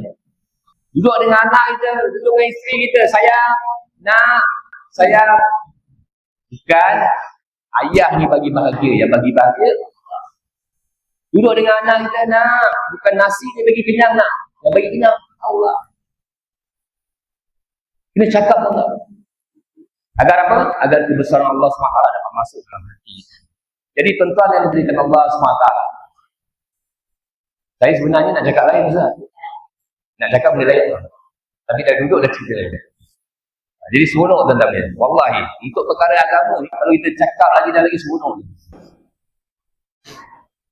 Jadi tuan-tuan yang diberikan Allah SWT, Allah SWT diciptakan bermacam-macam makhluk. Ribu-ribu, belas ribu makhluk Allah ciptakan. Dan makhluk yang paling lemah, kulikal insanu da'ifah. Makhluk yang paling lemah, manusia lah kita. Allah ciptakan kita dalam keadaan sifat kita yang lemah.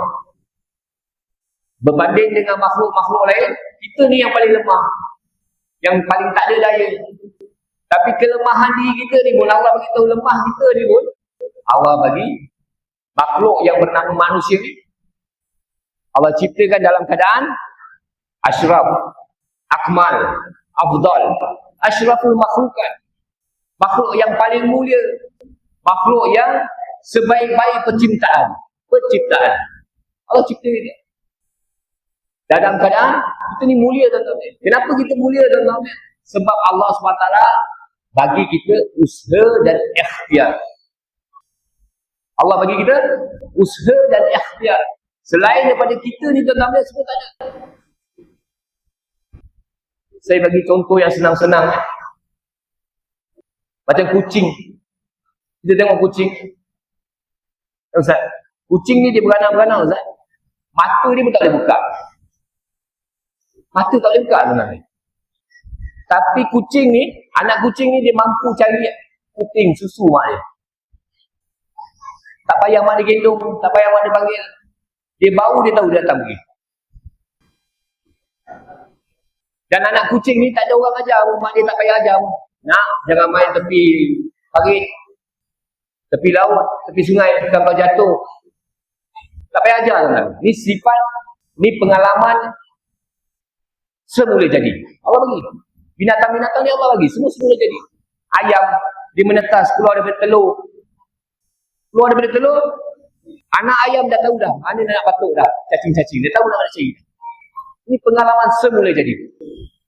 Semua Allah dah tetapkan dah. Allah dah bagi dah ilmu-ilmu tu.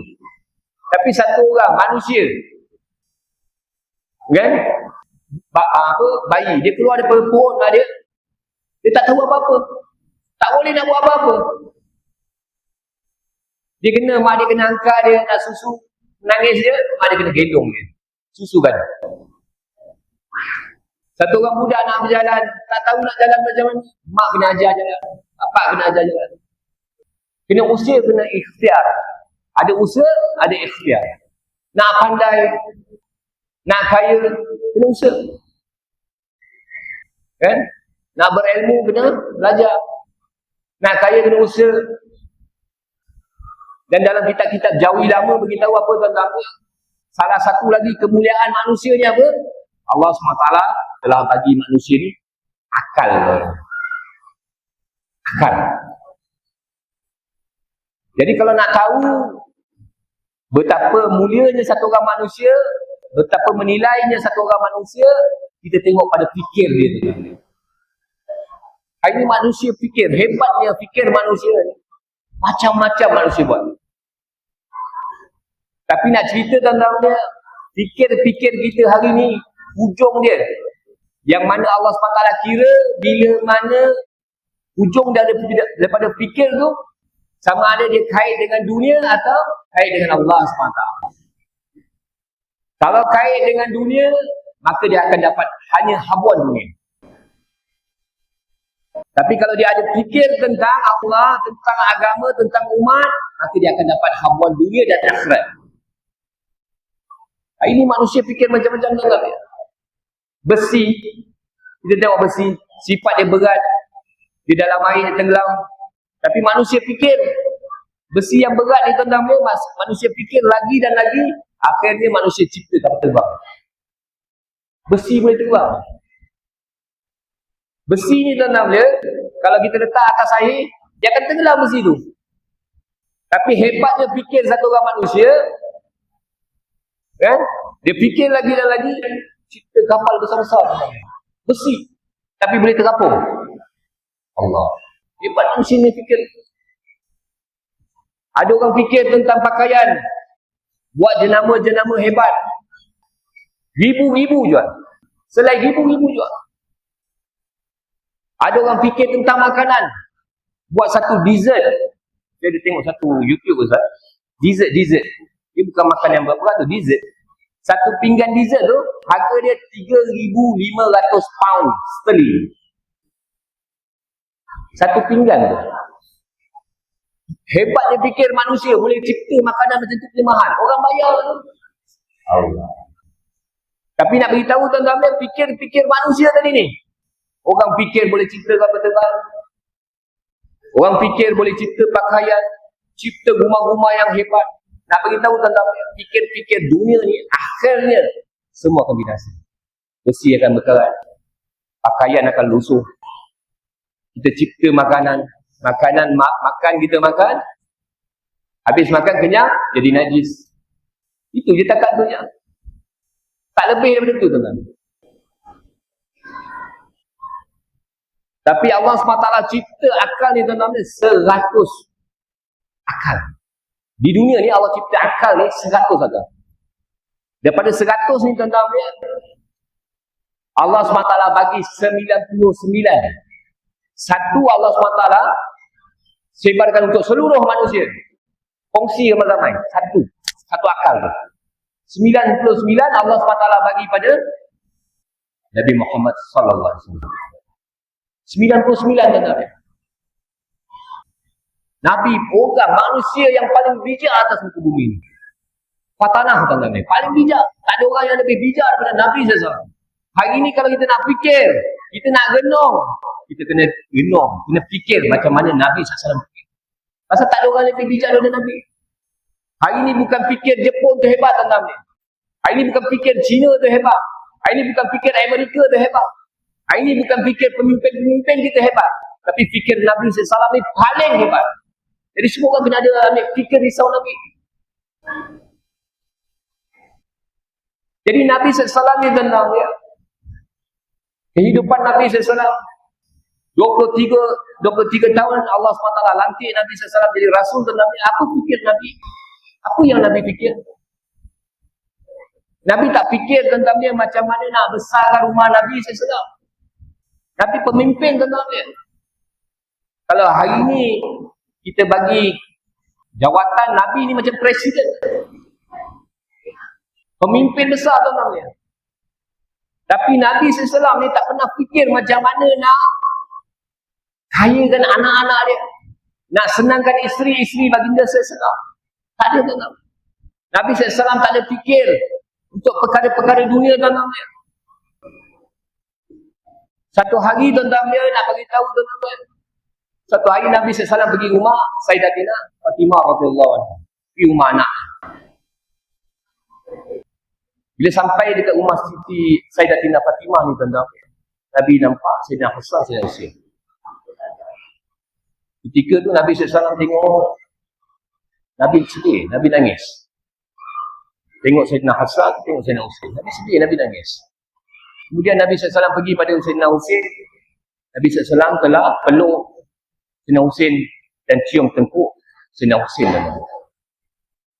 Dan kemudian Nabi SAW pergi pada Sayyidina Hasan dan cium bibir Sayyidina Hasan radhiyallahu.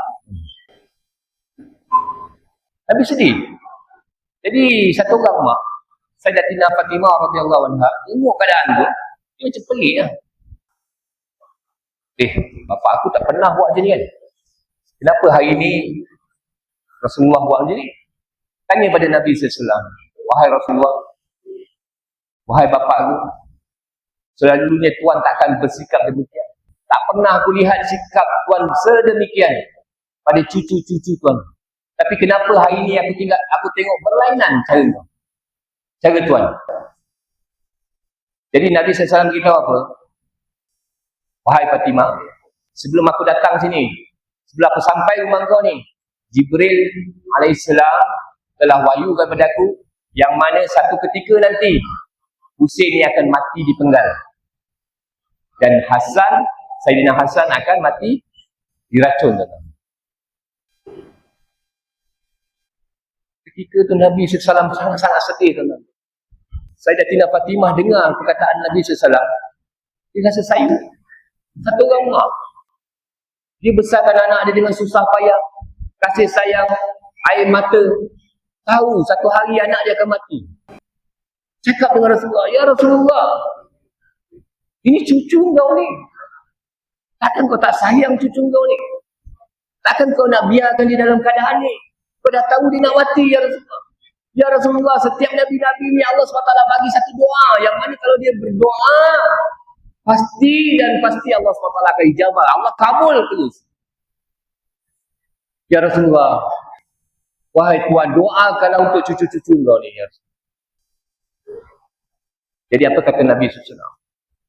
Wahai Fatimah, wahai anakku, sesungguhnya benar setiap Nabi-Nabi Allah SWT bagi satu doa.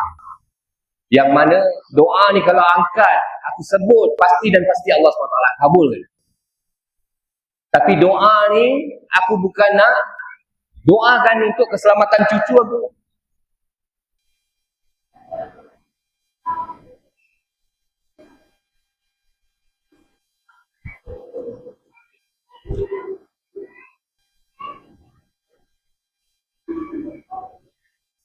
Tapi doa ni aku nak simpan buat seluruh umat aku akhir zaman.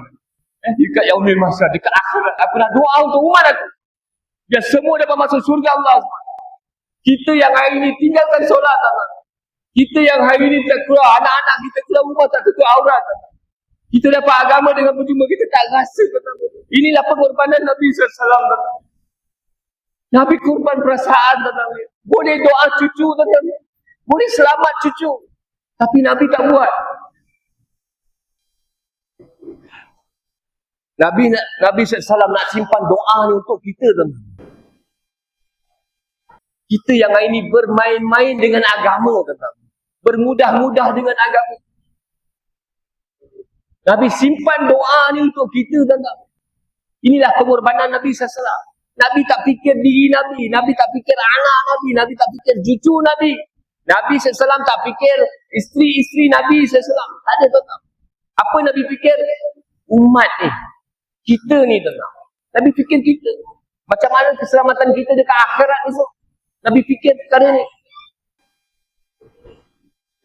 Ada satu ketika, tuan-tuan, Nabi pergi rumah Siti Fatimah. Ketuk rumah, bagi salam tak buka. Ketuk, bagi salam tak buka. Akhir Nabi SAW buat keputusan untuk masuk. Apa yang Nabi SAW nampak? Nampak anak dia, Siti Fatimah radhiyallahu anha, tengah merangkak. dalam keadaan tak ada daya, nak buka pintu tuan-tuan. Nak buka, dengar bapak bagi salam, nak buka ni. Suka bapak datang, tapi dalam keadaan yang terlalu lapar, tuan-tuan, merangkak, tak ada daya, tuan-tuan. Ini keadaan anak-anak Nabi SAW. Asbab mereka, pengorbanan mereka, air mata mereka, kita dapat agama, tuan-tuan. Kita kenal siapa tu Allah, kita dapat sebut Allahu Akbar, kenal siapa tu Nabi. Asbab pengorbanan mereka. Tak makan tuan-tuan, tak berdaya. Tak mampu nak bergerak. Nabi SAW nampak ketika tu Sayyidina Hasan, Sayyidina Husain, mulut penuh darah tuan-tuan. Minum susu, tak keluar susu, tapi keluar darah. Jadi ini keadaan Nabi SAW. Fikir Nabi SAW. Yang mana Nabi SAW sentiasa fikir untuk umat dia tuan-tuan. Tapi fikir lagi dan lagi. Keadaan kita tuan-tuan. Nabi fikir macam mana umat yang akhir lahir, bayi yang akhir lahir atas muka bumi ni dapat masuk surga Allah SWT. Ini Nabi fikir. Nabi SAW fikir macam mana seluruh umat dapat masuk surga Allah SWT. Nabi fikir macam mana seluruh umat dapat selamat daripada neraka Allah SWT. Ini Nabi fikir.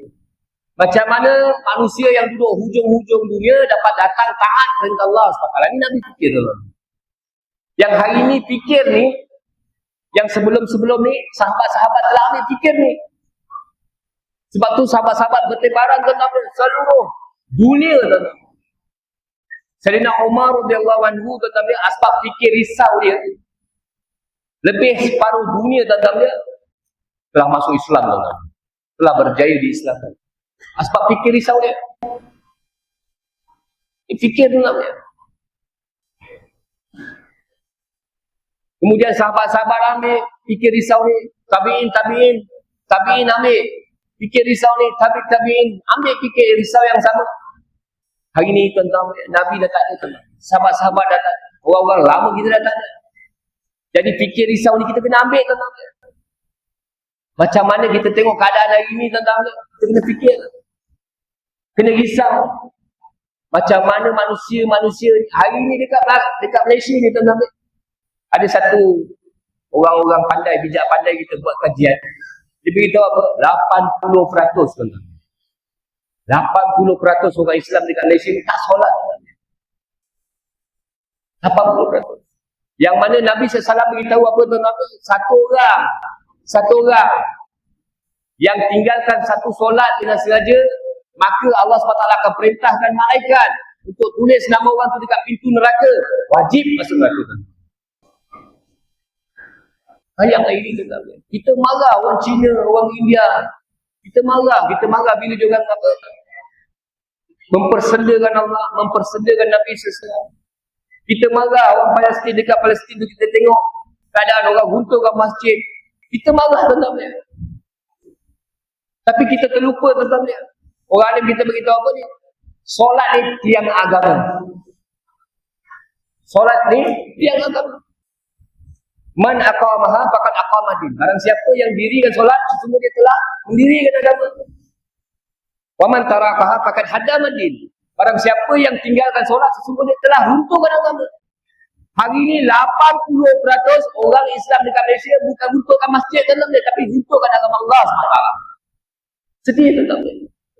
Bayangkan Nabi hidup 23 tahun dalam keadaan Nabi SAW tak pernah kering daripada air mata fikir untuk manusia ni tuan-tuan. Takkan kita nak biar besok dekat akhirat Nabi SAW tengok lagi umat-umat Nabi SAW masuk dalam neraka Allah SWT. Takkan kita nak biar tuan-tuan. Sebab tu kita kena keluar tuan-tuan, kena apa? Kena jumpa umat. Kena ajak semua manusia datang pada solat. Kena jumpa orang tuan-tuan.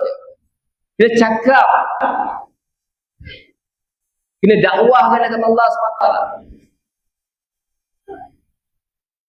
Allah SWT beritahu dalam Al-Quran, wal takum minkum ummatun yad'una ilal khair wa ya'muruna bil ma'ruf wa yanhauna 'anil munkar wa ulaika humul muflihun. Hendaklah ada di kalangan kamu sekelompok, segolongan umat yang mengajak manusia pada kebajikan, yakni mengembangkan Islam, mendakwahkan Islam. Dengan cara apa tuan-tuan? Wa ya'muruna bil ma'ruf, Ajak manusia pada ma'ruf wa yanhauna 'anil munkar. Dan cegah manusia pada perkara yang mungkar. Wa ulaika humul muflihun. Sesungguhnya sesiapa orang-orang yang ada sikap demikian, Allah beritahu apa? Mereka lah orang-orang yang berjaya di sisi Allah SWT. Hari ini kejayaan kita bukan rumah kita yang besar, tuan-tuan. Kejayaan kita bukan pangkat kita yang tinggi. Kejayaan kita bukan ilmu kita. Ini semua bukan kejayaan, tuan-tuan. Kejayaan kita bukan berapa ramai anak-anak kita, berapa hebat anak-anak kita, berapa mahal pakaian kita. Tapi kejayaan Allah SWT beritahu bila mana kita ajak manusia pada yang ma'ruf, cegah manusia pada yang munkar. Ini kejayaan. Orang buat dakwah, ini kejayaan. Jumpa umat, ini kejayaan. Fikir risau umat, ini kejayaan. Selain daripada itu tak ada kejayaan, tuan-tuan. Wallahi tak ada kejayaan. Sebab tu Nabi SAW, sahabat-sahabat faham fikir Nabi, sahabat-sahabat buat usaha Nabi, buat kerja Nabi. Hari ini tuan-tuan, satu orang budak, dia belajar tinggi, belajar pandai. Dia minum je saya. Dia dah syok lah. Dia kena sambung sampai subuh insyaAllah.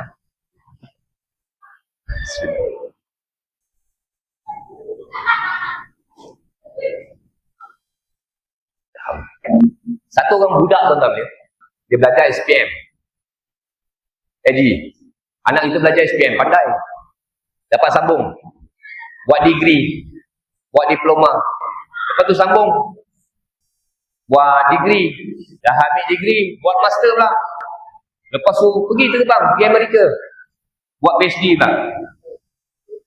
Dah habis kerja tu. Dah habis belajar jauh-jauh. Tiba-tiba dia pun balik. Dia balik, mak dia pun sambut. Buat kenduri tuan-tuan. Anak pandai. Balik buat kenduri. Anak orang tak pandai, anak aku pandai. Buat kenduri. Panggil orang kampung. Buat doa selamat. Dah habis kenduri tuan-tuan. Mak pun duduk dengan anak. Nak tahun-tahun kau belajar. Jadi mak nak tanya dah. Lepas ni kau agak apa kerja kau nak buat dengan PhD yang kau ada? Anak dia pun jawab, mak, ya. Alhamdulillah lah, mak tanya, ayah tanya. Saya ingat, dah lepas bertahun-tahun saya belajar ni sampai PhD, saya nak meniaga sayur dekat pasar. Saya nak jual sayur kat pasar, mak. Ya. Agak-agak apa mak dia kata? Agak-agak apa ayah dia kata? Agak-agak apa orang kampung dia kata? Orang kata budak ni gila. Pasal apa dia ada PhD? Habis masa bertahun-tahun belajar, balik Malaysia, bukan nak kerja bagus-bagus, pergi jual sayur kat pasar. Orang semua akan kata dia gila. Hari ini Allah SWT beritahu dalam Al-Quran. Allah kata dengan Nabi SAW, Qul hazihi sabili ad'u ila Allah. Katakan wahai Muhammad, inilah kerja aku. Inilah jalan aku. Ad'u ila Allah. Nabi beritahu kita semua tuan. Nabi beritahu pada sahabat, Nabi SAW bagi tahu pada tabi'in, Nabi SAW bagi tahu pada tabi'in, dan sampai umat akhir zaman, inilah kerja kita semua tuan. Qul hazihi sabili ad'u ila Allah. Inilah kerja aku, inilah jalan aku, ajak manusia kepada Allah. Hari ini orang bangga, saya lawyer. Orang bangga, saya kerja straight. Orang bangga tuan-tuan, saya CEO. Saya ada company yang besar, orang bangga kerja-kerja. Tapi orang tak bangga kerja yang Allah SWT dah endorse. Allah dah janji dah. Ini kerja terbaik. Kerja ni kita apa? Ad'u ila Allah. Ajak manusia kepada Allah. Ini kerja ni. Ini kerja yang paling mulia tuan-tuan. Hari ini berapa ramai orang gila. Tadi kita kata budak yang tadi belajar tinggi-tinggi, balik kerja jual sayur. Hari ini Allah SWT kerja bagi kita kerja yang paling mulia. Kerja Nabi SAW, kerja para Nabi, kerja para Rasul. Tapi kita tak nak ambil kerja ni, tak nak buat kerja ni, tak pandang kerja ni, gila kerja ni. Kita fikir kerja kita tu mulia. Jadi polis ni mulia. Jadi cikgu ni mulia. Tapi hari tengok orang tak solat, kita rasa tak ada apa. Yang penting aku solat. Orang tak solat apa main pasal. Yang penting anak aku tutup aurat, isteri aku tutup aurat. Orang lain tak tutup aurat, orang lain main pasal. Wallahi, Nabi SAW beritahu apa tuan-tuan? Barang siapa yang tidur dalam keadaan kenyang dan jiran dia tidur dalam keadaan lapar, maka dia akan dipertanggungjawabkan oleh Allah SWT dekat yaumil mahsyar. Makan ni tak ada dalam rukun Islam, tak ada dalam rukun iman. Besok depan Allah pun kena jawab. Hari ni kita ni pengerusi masjid, bilal masjid, imam masjid, kita kenal masjid, hari-hari datang masjid, jiran kita tak tahu pun tangga masjid, tak pernah sampai tangga masjid. Agak tak besok kita lepas tuan. Kita kena jawab tak kena jawab? Kena jawab. Wallahi kena jawab. Makan tadi kena jawab depan Allah. Jiran kita tak solat besok kita kena jawab. Orang kampung kita tak solat kita kena jawab. Tak lepas kita tuan-tuan. Sebab tu penting tuan-tuan kena fikir daripada umat ni. Macam mana seluruh manusia boleh dapat datang pada perintah solat. Macam mana kita nak kena fikir seluruh wanita-wanita kita boleh tutup aurat dengan sempurna. Kita kena fikir. Kena buat lagi dan lagi. Kena jumpa lagi dan lagi semua. Boleh insyaAllah. Kita azam sungguh-sungguh tuan-tuan. Kita nak masuk Ramadan ni tuan-tuan. Kita usahakanlah diri kita ni. Agar apa tuan-tuan? Agar Allah SWT gembira dengan kita. Kita ni tuan-tuan, kita buat dakwah ni, wallahi bukan nak gembira dengan hati-hati manusia kita. Kita keluar jumpa orang apa semua ni, nampak macam kita nasihat orang, cakap dengan orang. Dia sembahyang, pakcik ni tengok kau macam suka, muka macam ahli syurga kau ni, seronok aja. Dan pakcik ni nak tengok kau bukan dekat dunia je, pakcik nak tengok kau sampai dalam surga Allah SWT. Jadi kau datanglah, kalau dengar azan kau datanglah solat. Mungkin dengan asbab solat kau besok dapat Allah SWT kumpulkan kita sama-sama dalam surga Allah SWT. Dakwah tak susah tuan-tuan. Dakwah ni bukan nak fatwa. Hari ni orang banyak keluar fatwa. Kau ni pula jadi tak solat. Kau tahu tak, orang tak solat neraka tempat kau. Dakwah bukan jadi. Kau apa sahaja tak tutup aurat. Kau tutup aurat bukan syurga tau. Bau syurga pun kau tak tahu. Bukan. Dakwah ni nak ajak manusia pada takwa. Bukan kita nak dakwah orang. Tapi nak ajak manusia pada takwa.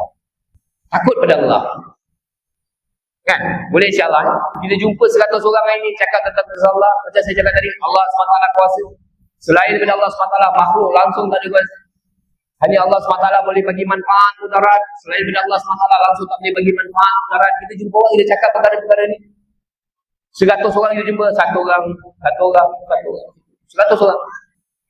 Tiap-tiap orang kita jumpa dengar sekali. Dia dengar sekali. Wallahi telinga yang paling hampir dengan mulut kita akan dengar 100 kali apa yang disebut. Jadi dakwah ni tuan-tuan bukan untuk orang. Sebenarnya untuk diri kita. Dan Allah SWT janji dalam Al-Quran. Tadi saya baca ayat tadi. Ya ayyuhallazina amanu, wahai orang-orang yang beriman, ittaqullah, takut, bertakwalah kamu kepada Allah SWT.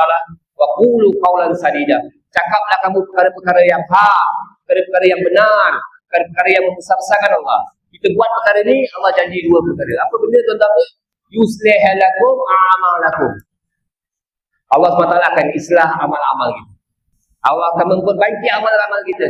Kalau dulu kita solat main-main, lewat-lewat waktu, Allah SWT akan hadirkan kita solat berjemaah. Awal waktu. Kalau dulu kita tutup aurat tu lebih kurang ya. Tapi kalau kita cakap perkara yang hak, perkara yang benar, perkara-perkara yang besar-besarkan Allah, Allah SWT akan tutup aurat kita dengan sempurna. Allah akan islah amal-amal kita. Dan yang kedua, Allah SWT janji, bila kita buat perkara ni, besar-besarkan Allah, cakap perkara yang hak, Allah janji apa? Wa yaghfir lakum dzunubakum. Allah ampunkan segala dosa-dosa itu. Dosa kita banyak. Setiap saat, setiap ketika kita ada dosa. Jadi insyaAllah kita azam sungguh-sungguh tuan-tuan, kita hidup ni tuan-tuan. Dalam sekejap ni kita nak dapat marzatillah. Dan dapat reda daripada Allah SWT. Hari ni kalau hari jadi, orang yang kita sayang, mak kita punya jadi. Kalau kita nak bagi hadiah, Ustaz, kita nak bagi hadiah yang mak kita suka ke yang kita suka? Kita akan bagi hadiah yang mak kita suka. Pasal apa? Hadiah yang kita suka belum pasti, belum tentu lagi mak kita suka. Mak kita akan suka. Belum pasti. Tapi kalau kita bagi hadiah yang mak kita suka, pasti dan pasti dia akan suka. Hari ini tuan-tuan dia, amal-amal kita kalau kita buat ni tuan-tuan kita nak sukakan Allah SWT, kita kena ikut cara yang Allah SWT suka. Kalau kita buat amal-amal kita, solat kita, puasa kita, zikir kita, buat cara yang kita suka, belum pasti Allah SWT suka tuan-tuan. Jadi cara yang Allah SWT suka ni cara siapa tuan-tuan? Tak ada cara lain. Melainkan cara Nabi SAW. Jadi apa-apa amal kita kena ikut sunnah Nabi SAW. Nak tidur ada sunnah dia. Sunnah surah, sirah, sarirah. Ya, semua amal-amal kita kena buat. Ikut sebagaimana yang ditunjukkan oleh Nabi SAW. Jadi insyaAllah, boleh insyaAllah kita tangguh dulu. Semoga Allah SWT jadikan asbab kebaikan lah. Allah SWT terima perhimpunan kita. Dan Allah SWT jadikan asbab pengampunan segala dosa-dosa kita insyaAllah. Assalamualaikum warahmatullahi wabarakatuh. Doa insyaAllah, doa hidayah insyaAllah.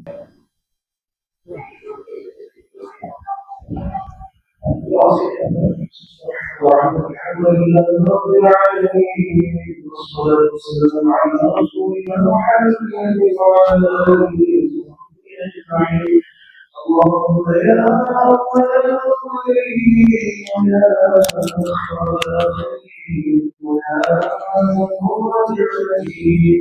ويا رحم المساكين ويا رحم الراحمين يا رحم الراحمين يا رحم الراحمين اللهم اجعلنا من الامين وقنا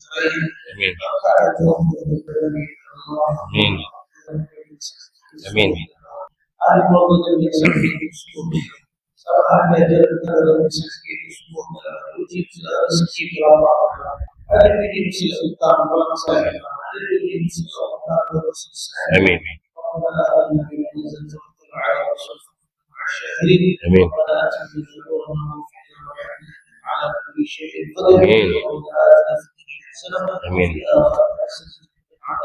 Amin.